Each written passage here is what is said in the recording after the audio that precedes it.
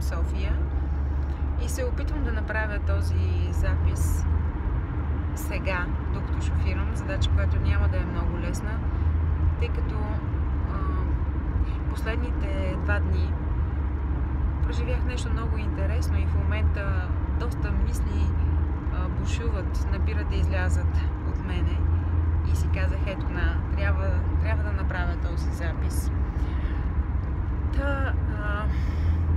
Имало едно време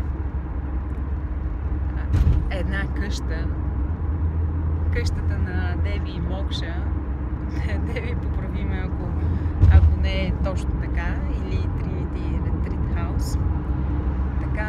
Така би започнала моята вълшебна приказка, защото думата, която описва най-точно мястото, е вълшебно.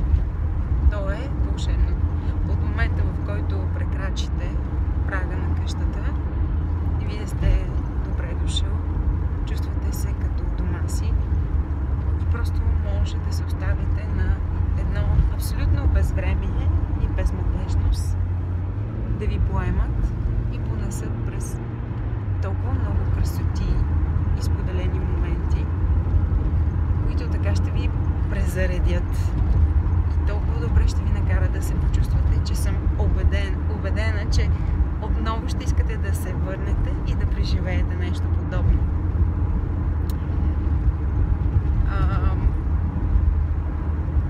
Това е място, където се събират хора, които даже не е нужно да се познават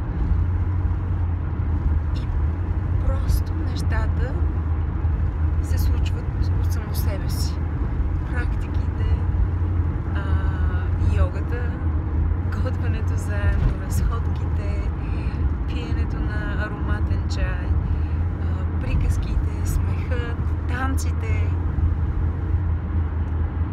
Толкова много моменти на споделеност, разбиране, съпричастност, толкова много моменти на красота и хармония.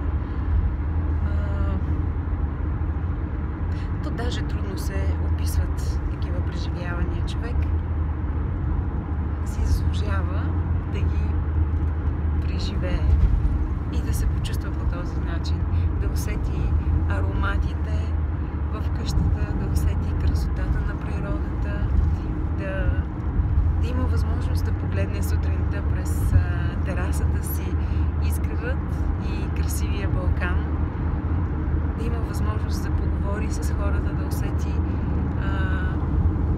топлината и любовта на непринудените разговори и срещи, готвенето заедно,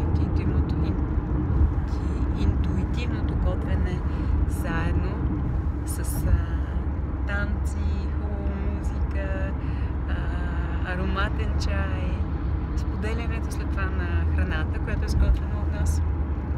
Просто невероятно. Разбира се, темата на семинара беше еликсирът на живота или това, което ни дава сили и енергия всеки ден да бъдем себе си, да бъдем щастливи, да бъдем центрирани и фокусирани в себе си. Интересна тема и съм сигурна, че всяка една от темите и от семинарите биха били полезни на всеки един от нас. Деви, Селина, благодаря ви за този незабравим уикенд и се надявам, че много скоро ще се срещнем отново.